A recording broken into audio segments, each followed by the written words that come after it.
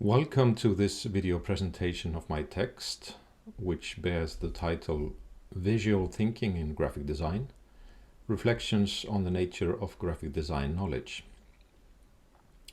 My name is Halldór Björn Halldórsson. My PhD is in Graphic Design and I am currently employed as an Associate Senior Lecturer in Information Design at Mälardalen University in Sweden. This text is really a reflection on some of the outcomes of my PhD thesis, which aimed at the externalization of experiential tacit knowledge in graphic design. The thesis was based on 3 studies, an interview study, a participatory design study, and a design exhibition. One of the outcomes of my biggest study was that when given the chance, graphic designers will prefer to express themselves about their work visually rather than through language. This prompted reflections on the nature of our knowledge and consequently the text presented here. One of the respondents in my study stated that we are in the end all visual thinkers when speaking of the cognitive aspects of the graphic design profession.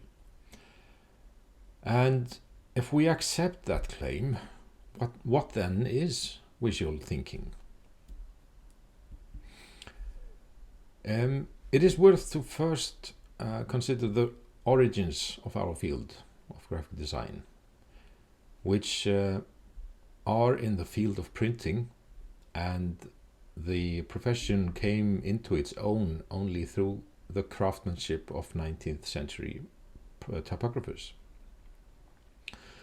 Knowledge development has traditionally happened through personal and experiential processes, and the sharing of knowledge has mainly happened through visual means, where focus most often has been on the final outcomes of a design process, rather than the process itself.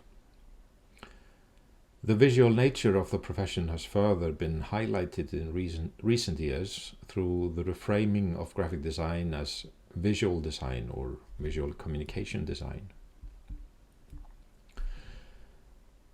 The history and theory behind visual thinking is detailed in the article.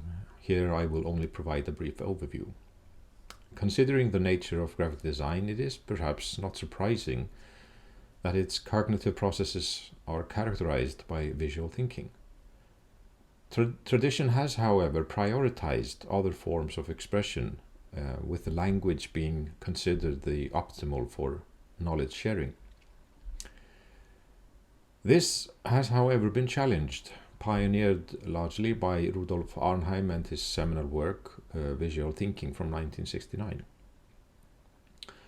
There he proposed a reconsideration of visual thinking as an interactive process between perception and cognition, a complex cognitive process that precedes linear lingual processes.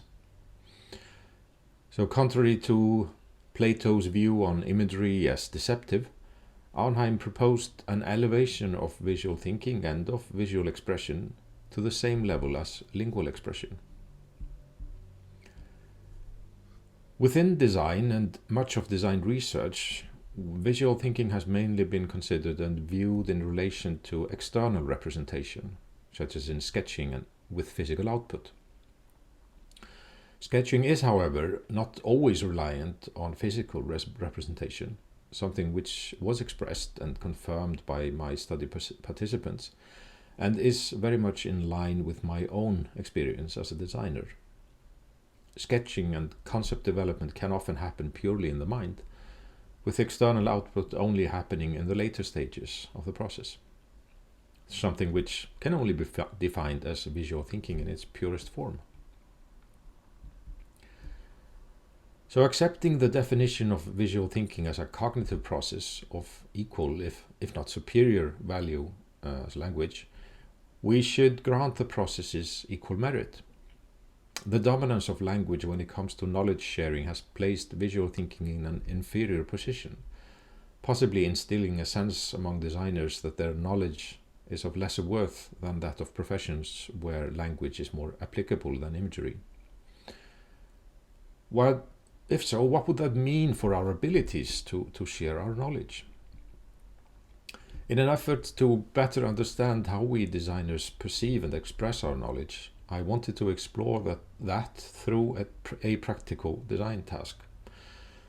I could of course have used any number of different design tasks, but taking inspiration from my own practice, I decided to use the task of designing letters, as it incorporates many of the form-giving aspects of a typical graphic design project.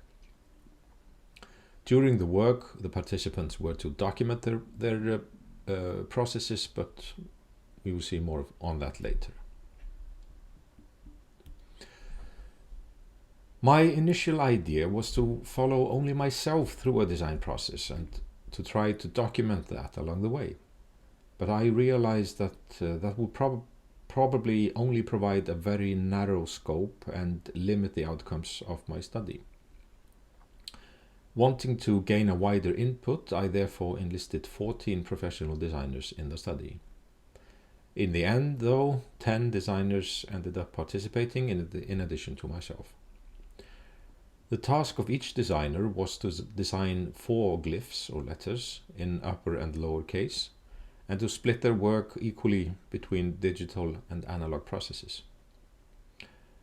The reason behind that request to split between digital and analog processes was I wanted to see how people express themselves about the different methods. I followed the same instructions, with the difference that I designed a full typeface and not just 4 glyphs. The participants were furthermore instructed to document their design processes.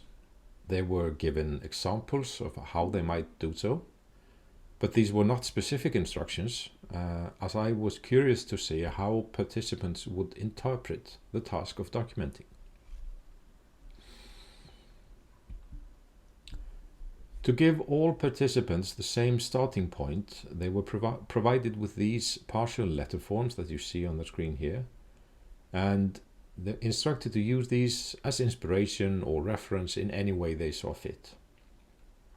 This was done to emulate a real-life design task, where designers often have to consider existing materials when working. The aspect of my study that I'm focusing on here is the participants' documentation. All of the 10 participants submitted artwork, that is, the 4 glyphs in upper and lower case that they had been instructed to design. However, when it came to the documentation, 2 of the participants fell through and did not submit documentation of any kind. And upon the analysis of the submitted documentation, it soon became clear that only 1 of the 8 who did document did so in writing. The other 7 did so only using images. And here we have a few examples of the images submitted by the participants. There was, of course, a lot more that I could have shown, but in these I saw anything from very rough sketches to more defined sketches, both in the digital and analog processes used.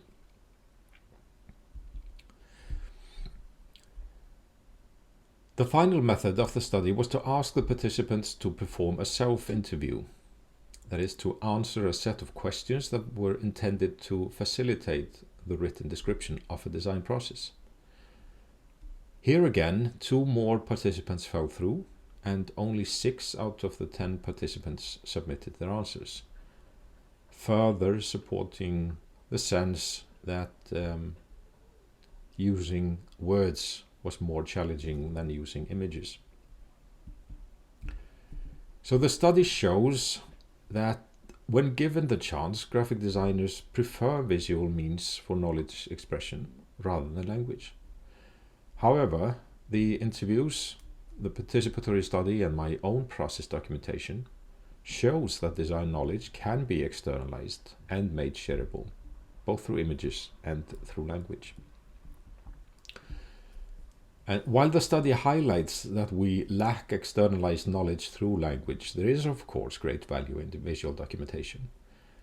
As the images provided by the study participants demonstrated, such documentation can show us the tools and materials used, the steps taken in a design process, and the progression of the work.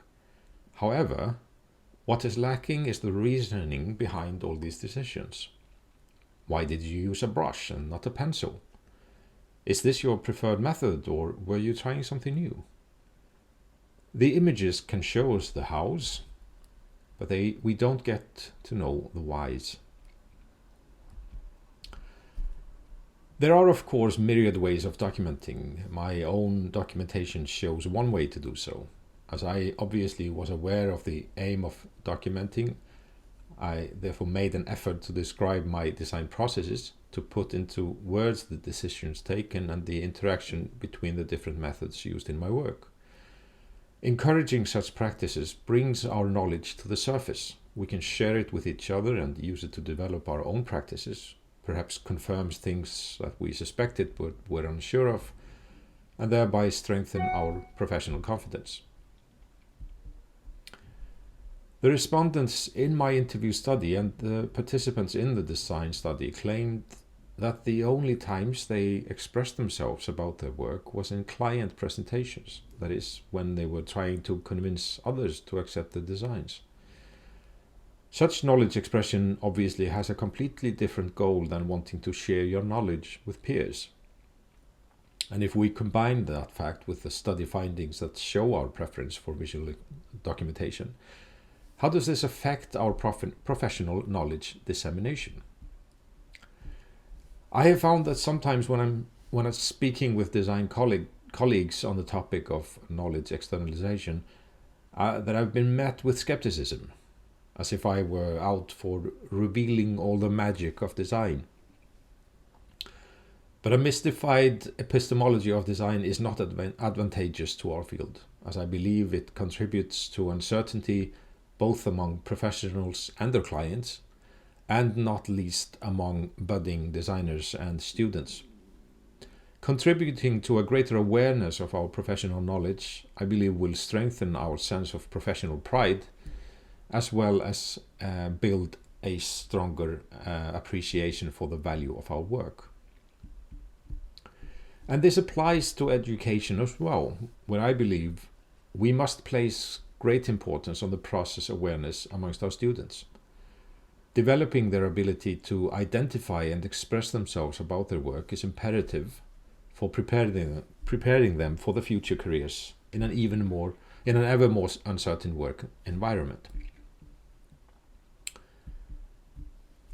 Design research has therefore an important role to play in developing effective methods to this end.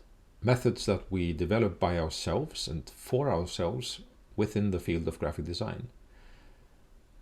And I believe that this will help build a strong and defined epistemology of graphic design. But as ever, we must ask, so what? Haven't we been able to develop our practice just fine without the kind of knowledge externalization that I'm propagating? As already said, visual documentation has great value, but I believe that today, when we are faced with the fast developing technology of AI or artificial intelligence, it is more important than ever before that we identify what it is that we know and that we can explain that to others. For how else will we make a case for our existence in the future? Why hire a designer when a generative tool can do all the work? It is my firm belief that we must maintain the human aspects of our work, both in relation to our clients, but also in the creative expression that brings joy, innovation, and betterment to ourselves and to society as a whole. It is therefore my hope that knowledge externalization will contribute to the maintaining of our profession, and that people will always have a need for the creativity of another human being. artificial intelligence can take off the mundane and the repetitive. So, in the best of worlds, we graphic designers will be like fine dining, and AI will be the fast food of design. To wrap up, I have plans for a future study that I hope to be able to follow through very soon, which is supposed to provide us with a better understanding of how effective the communication between designer and client really is. The aim is to study how well the two understand each other, what forms of communication are used, and perhaps to suggest ways to develop that communication further. And with that, I thank you for your attention. I look forward to seeing you in Singapore very soon.